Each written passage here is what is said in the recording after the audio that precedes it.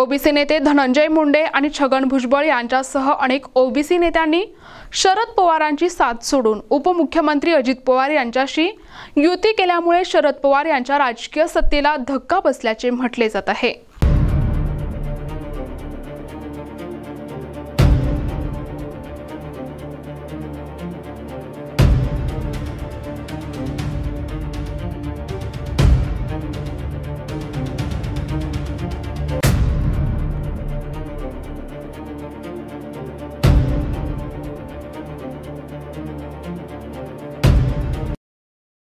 त्यानंतर शरद पवार यांनी मनोज जरांगे पाटील यांना पुढे करून ओबीसी नेत्यांचे राजकीय अस्तित्व संपवण्याचा आणि त्यांचे चारित्र्य हनन करण्याचा प्रयत्न केल्याचा आरोप करण्यात आलाय। मनोज जरांगे पाटील यांनी धनंजय मुंडे यांच्यावर केलेले खूनकट संबंधित आरोप धांदात खोटे असल्याचे सांगून पाथर्डी या ठिकाणी ओबीसी समाजाच्या कार्यकर्त्यांनी जरांगे यांच्या वक्तव्याचा तीव्र निषेध नोंदवला आहे। यावेळी उपस्थितांनी धनंजय मुंडे यांच्या प्रतिमेचा दुधाने अभिषेक केला आणि धनंजय मुंडे आगे बढो अशा जोरदार घोषणा दिल्या। नगरपालिकेच्या निवडणूक आल्यात आणि त्यासाठी धनुभाऊला कसं बदनाम करावं आणि बीड जिल्ह्यामध्ये वर्चस्व कसं कमी व्हावं म्हणून प्री प्लॅन करून काही असे लोक हाताने धरून हा कट रचलं हे अत्यंत निंदनीय बाब आहे। त्यासाठी सगळी जनता समजदार आहे, या भूलथापाला बळी पडणार नाही असं माझं मत आहे। तुम्ही पवार साहेबांचं गोपीनाथराव मुंडे साहेबांचं राजकारण बघितलं, तुम्हाला असं वाटत नाही का जरांगे पाटील हे पवार साहेबांचंच काहीतरी बोलून सांगून ऐकतेत बोलतेत? आता खरं सांगू का, त्या बाबतीत त्यांच्या बाबतीत चरित्र आमच्या गाडी बसल्या, आमच्या घरी एकत्र जेवला अनेक वेळा, परंतु या बाबतीत माझ्यासारखे छोट्या माणसं त्यांनी सगळ्या गोष्टी बोलणं मला पटलं नाही। आपण साधे कार्यकर्ते त्याचा पर्सनल ओळखतात, पण वस्तुस्थिती आहे। आज गेली 2-3 दिवसापासून आपण जे पूर्ण महाराष्ट्राची जनता टीव्हीच्या माध्यमातून इलेक्ट्रॉनिक मीडियाच्या माध्यमातून जे आपण पाहत आहोत, त्या अनुषंगानं संपूर्ण राज्यातील सर्व लोकांना आज या ठिकाणी जे काही चाललंय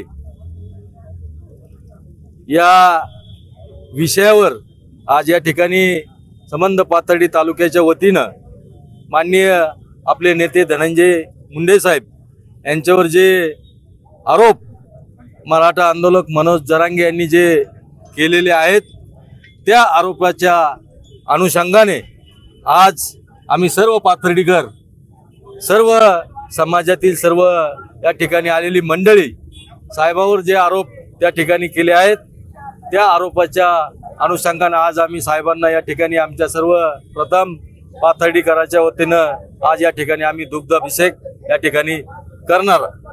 थोड्याच वेळात तो कार्यक्रम आम्ही या ठिकाणी करणार आहोत। या ठिकाणी अनेक वक्त्यांनी संपूर्ण महाराष्ट्रभर ही चर्चा चालू आहे का हे नेमकं काय होतंय, कशामुळे होतंय, काय चाललंय। 2-3 वर्षापासून या महाराष्ट्रामध्ये संबंध लोक या विषयावर वेगवेगळ्या पद्धतीनं त्या ठिकाणी चर्चा करीत आहे।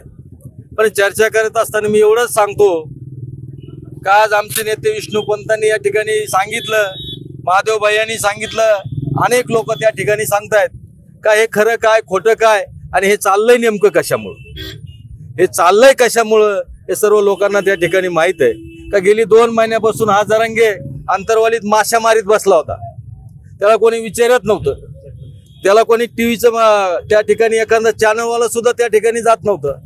कारण 2 महिन्यापासून त्या ठिकाणी महाराष्ट्रामध्ये वेगवेगळी आंदोलनं चालू होती।